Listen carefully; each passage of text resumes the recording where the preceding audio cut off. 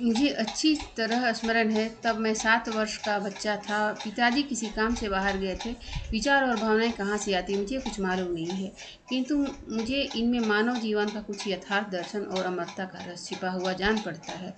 ऐसा मैं इस आधार पर कहता हूँ कि मुझे उस दिन यूं ही एकाएक खेलते खेलते ऐसा लगा, पिताजी एक ट्राम से घर आ रहे हैं। ट्राम दुर्घटनाग्रस्त हो गई है और उसमें पिताजी बुरी तरह घायल हो गए हैं। बिना किसी दूरदर्शन यंत्र के इस तरह का आभास क्या था मुझे कुछ पता नहीं। रीडर्स डाइजेस्ट नामक विश्वविख्यात मासिक पत्रिका में सैम बेजोन की सूक्ष्म शक्तियाँ नामक शीर्षक से यह पंक्तियाँ उद्धृत की गई हैं। पूर्वाभास की घटनाओं का उल्लेख करते हुए इसमें लेखक ने स्वीकार किया कि संसार में कोई ऐसा तत्व भी है जो हाथ पांव विहीन होकर भी सब कुछ कर सकता है, कान न होकर भी सब कुछ सुन सकता है और आँख उसके नहीं है, पर वह अपने आपके प्रकाश में ही सारे विश्व को एक ही दृष्टि में देख सकता है। त्रिकाल में क्या संभाव्य है यह उसको पता है। उसका संबंध विचार और भावनाओं से है, इसलिए यह कहा जा सकता है कि विचार और ज्ञान की शक्ति चिरभूत और सनातन है। सैम बेंजोन अपनी माँ के पास गया और कहा, माँ, पिताजी घायल हो गए लगते हैं। मुझे अभी अभी ऐसा आभास हुआ कि वे जिस ट्रॉम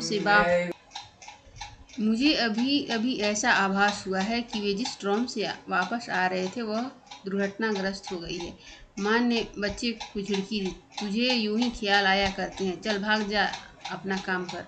बच्चा अभी वहाँ से गया ही था कि सचमुच उसके पिताजी घायल अवस्था में घर लाए गए। पूछने पर ज्ञात हुआ कि सचमुच वे जिस ट्रॉम से आ रहे थे वह दुर्घटनाग्रस्त हो गई।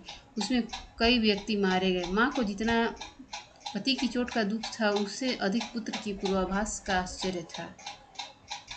हमारे जीवन में ऐसे अनेक बार आत्मा से प्रकाश आता है जिसमें हम कुछ सत्य अनुभव होते हैं, पर संसारिकता में अनुरक्त मनुष्य उनसे आत्मज्ञान प्राप्त करने की आवश्यकता कहाँ अनुभव करते हैं। क्रिसमस का त्यौहार आया, घर दावत दी गई, बहुत से मित्र, संबंधी और पड़ोसी आए। लोगों ने अनेक तरह के उपहार दिए। उपहार के सब डब्बे एक तरफ रख दिए। प्रीति भोज चलता रहा, सबको बड़ी प्रसन्नता रही। हंसी खुशी का वातावरण में सब कुछ सानंद संपन्न हुआ। मेहमान घरों को विदा हो गए, तब डिब्बों की पड़ताल प्रारंभ हुई। माँ ने बच्चे से कहा, बेजोन, तू बड़ा भविष्यदर्शी बनता है, बोल इस डब्बे में क्या है। बेसबॉल माँ, ऐसे जैसे उसने खोल कर देखा हो, जबकि डिब्बा जैसा था वैसे ही बंद था। किसी को भी खोलने तो क्या देखने का भी अवकाश नहीं मिला था।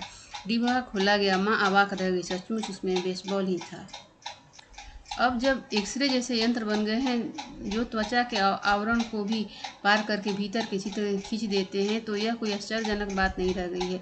किंतु बिना किसी लेंस या यंत्र के डिब्बे के भीतर की वस्तु का ज्ञान प्राप्त कर लेना यह बताता है कि विचार और भावनाओं की शक्ति इतनी दिव्य और सूक्ष्म है कि गहन अंतराल में छिपी हुई वस्तुओं का भी ज्ञान बिना किसी माध्यम के प्राप्त कर की जा सकती है।